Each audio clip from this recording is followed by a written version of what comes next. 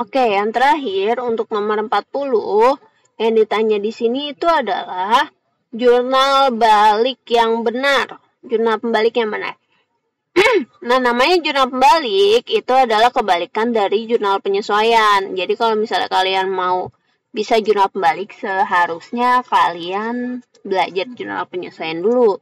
Tapi aku akan kasih sedikit aja ya. Jadi gini, ya namanya jurnal pembalik itu dia membalik jurnal penyesuaian yang metodenya itu, jadi jurnal penyesuaian itu ada metode. Yang metodenya itu menggunakan metode beban dan metode pendapatan nih, teman-teman. Nah, dari mana kita tahu jurnal penyesuaiannya pakai metode beban atau pendapatan? Kalian bisa lihat di neraca saldonya nih, neraca saldo ini nih. Kalian bisa lihat di sini. Nah, dia pakai metode beban atau metode pendapatan. Nah, sekarang kita lihat data penyesuaian per 31 Desember dulu ya.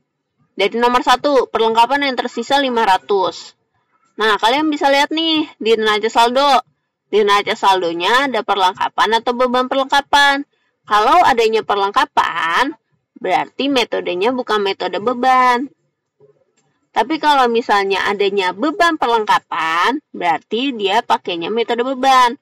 Nah, sekarang kalian bisa lihat di sini. Dia di sini adanya perlengkapan ya, metode beban perlengkapan nggak ada. Maka dia bukan pakai metode beban. Jadi, ini nggak mungkin di jurnal pembalik. Jadi, perlengkapan itu udah pasti salah. Gitu, perlengkapan nggak mungkin di jurnal pembalik. Karena yang di jurnal pembalik hanyalah metode beban dan pendapatan gitu loh. Jadi yang perlengkapan udah pasti salah. Yang C salah, terus yang E salah ya. Oke, terus kita lanjut lagi nih teman-teman.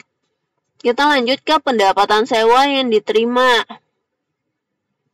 Nah, kalian bisa lihat nih di sini.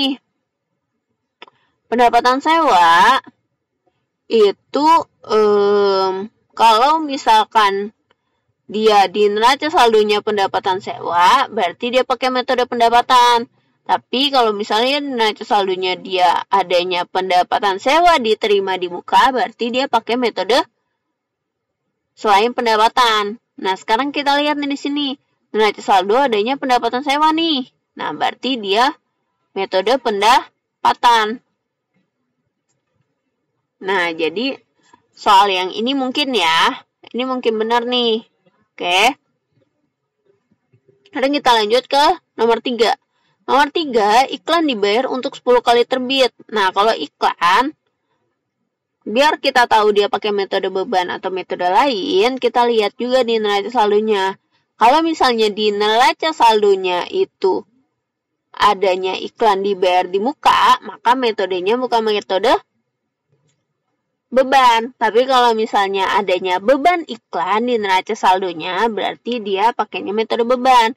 Nah, kalian bisa lihat di sini, dia pakainya iklan dibayar di muka ya. Ini bukan metode beban. Jadi, nomor 3 itu udah enggak. Ya, berarti yang tentang dibayar di muka itu sudah pasti salah. Nah, kebetulan di sini enggak ada nih. Jadi, kita bisa langsung next saja ya. Yang terakhir, gaji terutang untuk periode berjalan 800.000. Nah, khusus untuk gaji terutang, kita itu nggak lihat dari neraca saldo. Pun kalau misalnya kita lihat, dia kan ada beban gaji. Berarti ini pakai metode beban ya. Jadi dia pasti di jurnal pembalik gitu. Ya. Nah, kalian bisa lihat. Kita mulai dari nomor 4 dulu ya. Gaji terutang untuk periode berjalan 800.000. Nah, jurnalnya gimana? Jurnalnya itu adalah, kalau jurnal pembaliknya untuk nomor 4 itu jurnalnya adalah utang gaji di debit atau di atas, beban gajinya di bawah. Nah, tinggal kita cari nih yang utang gajinya di atas, beban gajinya di bawah.